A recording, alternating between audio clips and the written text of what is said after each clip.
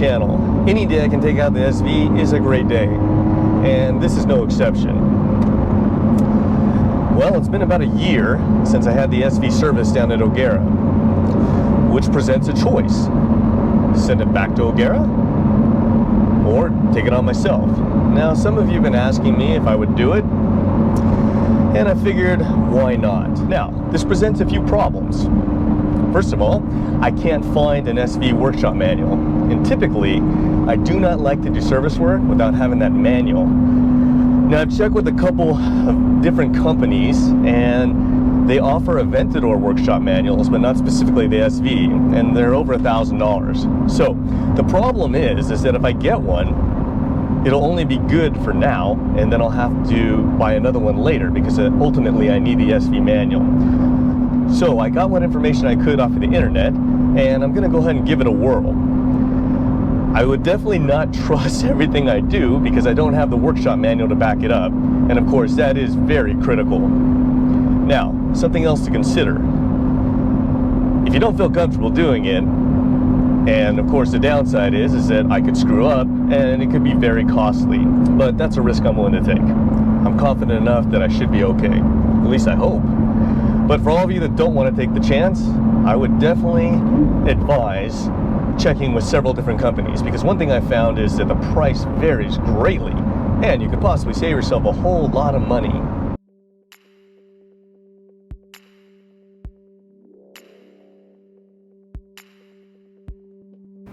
Now that the SV is up in the air, I'm able to take a look at what's going on, and a lot of my cars all have under trays. As you can see, the SV is completely enclosed. Now in some cars that's a major problem because the lift arms get in the way of the under tray, and how to get around that is I have to use stands or a ton of lumber, then drop the lift arms, drop the under tray, then put the lift back under and go back up. The one good thing about the SV, at least on starting point, is that the center section is removable. The under tray is held on by what looks like 16 Torx 30 screws and 2 Torx 20 screws. And that center section comes out. So we'll start by pulling that down to see what we can see.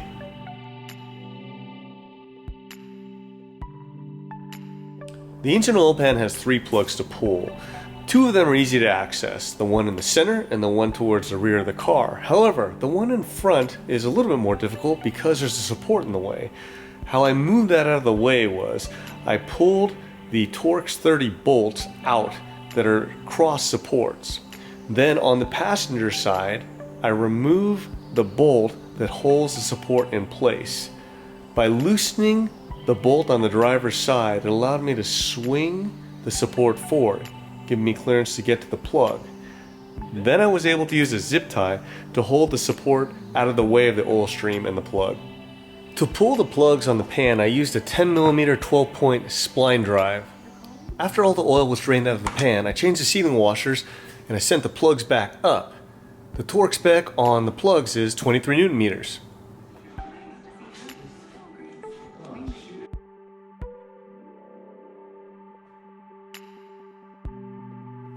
Then after that, I applied blue Loctite and sent back down the Torx bolts to secure the brace.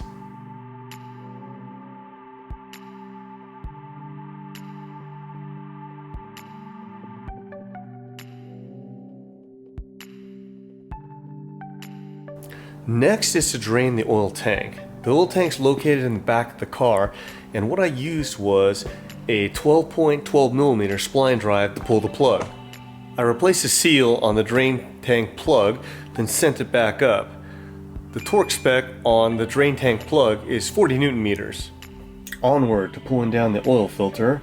I always like to preload the oil filter with oil. Some say no because it could have contaminants. I would rather have contaminants than no lubrication to the bearing. A bit of oil on the seal, send it up, and the torque spec is 12 Newton meters. As most of you know, JC is a certified genius and my mentor. Therefore, when he talks, I listen. So here's the deal. The SV runs on 5W30. It calls for Castrol. However, whenever possible, I prefer to use Mobile One. Now, I know a lot of you will say, but you run Castrol in the Mercy, the 430. Well, there's a reason behind that. It's because Mobile One doesn't make a good blend of 540 that I like. the Delvac has a different additive package. So for me, when it's 530, I'd prefer to use Mobil 1. And why? Well, in my own testing with the lab, I haven't really noticed a huge difference in wear, but JC has friends in a lot of high places, and the extensive testing that Cosworth has done is much more than what I have done, and he has told me that Mobil 1 is by far the best oil choice. Therefore, I will use the Mobil 1. Now recently I've heard stories about incompatibility issues. I've never seen that in my own cars, but just in case, who wants to take a chance? So what I did was I took a small sample of the Castrol 530, I added the Mobil 1 530, then mixed it just to make sure. It mixed and was very uniform, so I don't feel I have a problem there, but at least I have peace of mind that nothing will potentially cause me issues with that. The next thing is, all the oil is drained. Now, a lot of you probably want to go by the owner's manual, as I do as well. But for the few moments it takes you, what I would highly recommend is measuring everything out. Therefore, you know exactly what came out, and I would put back in exactly the same amount. Okay, a lot of interesting things have come up. The first thing is, when I dumped all the oil and I measured it, something seemed wrong. I only measure out 10 quarts, so even with the filter, that would only be 11. Problem with that is, of course, checking the capacities in the owner's manual, it should be around 13.5 quarts. That already, to me, is a red flag. So, I touched base with my contact at Lamborghini Dallas, which I wasn't able to get a lot of information from, but he sent me this diagram, which didn't work at all. It just kind of said the plug locations below the pan. But what I did ask him is, what do they sell as far as when they do the oil change, or what do they use? And he sent me a list, and what I noticed on the list was there were 5 plugs and 5 sealing washers. That already was an indication that something is wrong, because as you'll recall from my research on the internet, I only found 3 plugs were to be removed. But what didn't make sense is I was short. I only had 10 quarts. So, more investigative work. What I noticed is that I must have made a mistake somehow. So I looked for 5 plugs. Now you can kind of see here, I'll point them out, those 5 plugs, so you can kind of see what's going on. But there are definitely 5 plugs in line, but 1 plug is above the frame rail, and there's literally no way to get to it unless you actually lifted the engine, at least in my opinion. Now, there is 1 plug that was off to the side, 1 plug down below that to me looked like coolant, which I believe is correct. So I carefully checked the plug on the side. Sure enough, engine oil. Now, all of you that have dry sump cars know that every manufacturer typically has their own process on how to check the oil. Some of them are while the car is running. Some of them shut the car off, wait 30 seconds, check it immediately. These are all things that would be very common that you would know about. So, I had to go to the owner's manual to check and see what the process was on the SV, because honestly, I didn't remember. But when I was looking in the owner's manual, something appeared that concerned me. And that was that they require a certain spec, whether or not you use a Castrol or not.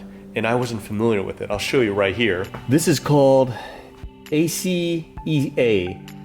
And you'll see Mobil 1 has a spec of A1, B1, A5, and B5. Now, what I saw in the owner's manual is that they want a spec of A3. The strange thing to me is, honestly, usually it's 530 is 530 to me. But since I saw that, I figured it would be ridiculous if I did some sort of damage and didn't research it. Even though I wasn't familiar with that spec, I started looking at different literature and reading things online about what it might clue me in. And I did find that things seem very similar. But A5 seemed more geared towards fuel economy, and A3 for extreme loads. That concerned me a lot. So, of course, I called JC to find out what he would think about this whole situation. And he told me a whole bunch of stuff that I didn't understand. But the bottom line is that if it calls for an A3 for extreme high loads, it's the best option. Unfortunately, this meant that Mobil 1 did not have a spec that I could use. So after doing some research and talking to JC, what I decided to go with is Redline. I had a lot of success with Redline in the X and the 7, so why not use it in the SV? Of course, the downside is I don't inventory it here, so I had to bring it in. However, it does meet that ACEA A3 spec that Lambo wants, and also there's a VW spec that they call for that this satisfies. And of course, if you talk to Redline, they will tell you that their oil is far superior than the Castrol. Am I testing in the race cars? It's definitely a good product. With this newfound information, what did I have to do? The whole job over again. Yay. The problem is, one of the plugs is underneath a frame support. So at first I thought I would have to actually put the SV up on stands, then drop the under tray pieces, which would be insane, do the work on my back, which is no fun, to get the frame piece out and then pull the drain plug. In the middle of all this frustration, it occurred to me that maybe I should try and pull the hardware from the under trays on the left and right side and just let them sag to see if I could get my hands in there to try and remove the hardware for the subframe. Well, luckily that worked. It saved me huge amounts of time and headaches trying to get the car in the air. And not to mention the fact that it always makes me very nervous having the car on stand so high in the air. So I'm sure all of you can relate to that. On the subframe, if I remember correctly, use a Torx 30 and there are 4 screws on each side. But after that, then you can go ahead and pull the subframe out and get access to that plug. One added bonus for me was I had to replace the oil filter, which had 0 miles, but I'd already preloaded it with Mobile One, so that is just a costly error on my part. A learning lesson, I'll say.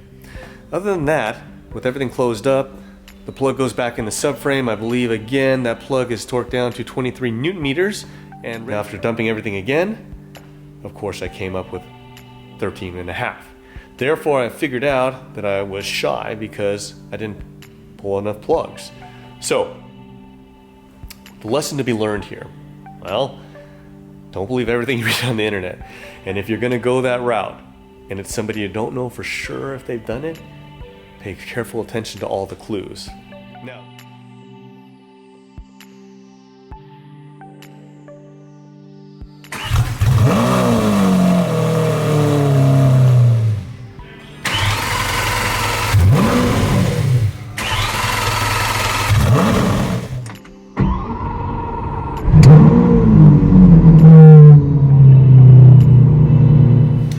alright, so after my refresher course in my owner's manual, let it get up to temp, kill the engine, wait 30 seconds, go ahead and pull it up.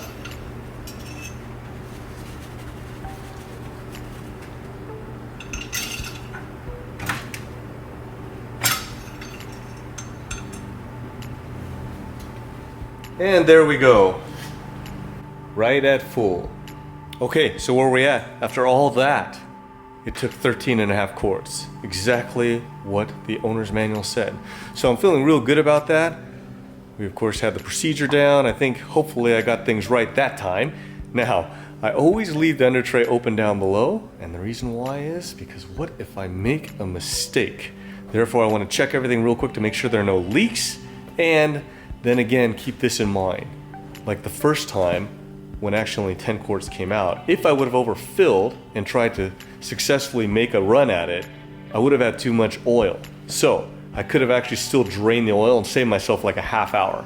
So my recommendation to you is, if you can, leave it open. That way you can inspect it and possibly correct a small mishap.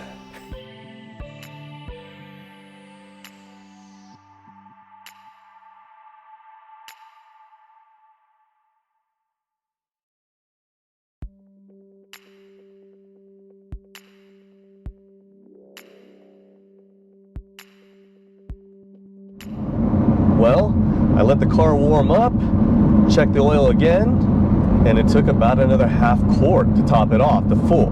That's where I like to run it. I'm just insecure that way. But everything seems good. Now, as I stop here for road construction, it gives us a moment to talk about everything that went down. Overall, I think the job went pretty good. Did I do it right? I don't know, I'll let you be the judge of that. The car's running, I didn't blow anything up, so that's always a good sign. One important component of this story is that I had to get that information from Lamborghini at Dallas. Now, that being said, I felt the compelling need to buy some equipment from them since they did give me that information. I want you to take a look at a few things here. This right here on my cart is an oil filter, the 5 drain plugs for the pan with the sealing washers, and I asked my bud Mark to send me some plugs for the differentials and the transmissions in anticipation that I would need to change it in the near future or service them in the near future. Now the interesting thing is, if you look at the plugs for the diff and the trans are aluminum. And of course, some of the plugs, as you see, have nice magnets. Now take a look at these parts here. What do you think that that's worth? I just want to give you a moment there to think about it. And now I'll tell you, at my price, which is a discounted price, that's around $850 worth of parts. I've always said, any V12, especially Lambo V12s, are not for the faint of heart. Now, I'm usually prepared for all these costs, but I'll let you decide. Do you think that that's worth $850, plus or minus? I don't know. It is kind of a funny component of the story.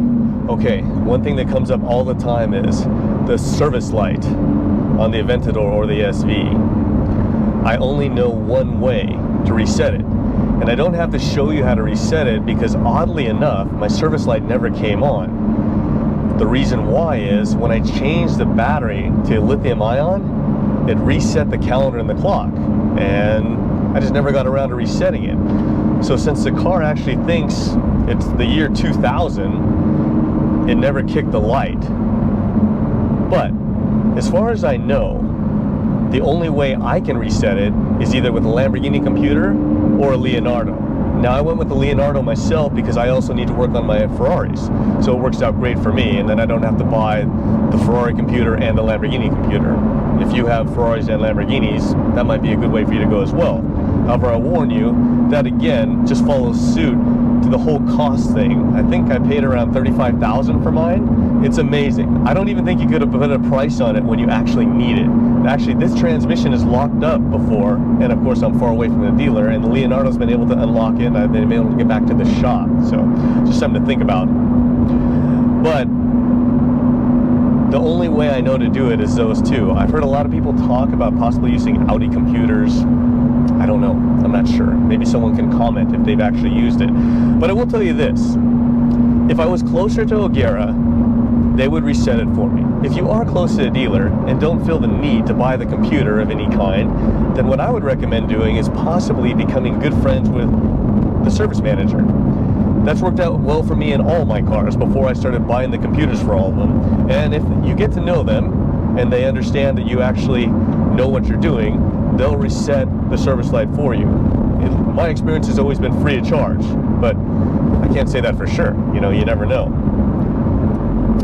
Well, my friends, I hope that information helps you. I'm quite happy. I don't know, it saved me a bundle of money to do the job. Does it really matter? I don't know. The great part is the car's not gone for a week. Get to keep it, you know, possibly run over some bikers here as they drive way into my lane. Sorry, 1 second here, we'll slip around there. But other than that, now it's time for me to go and enjoy the SV. Have a great weekend. See you next time.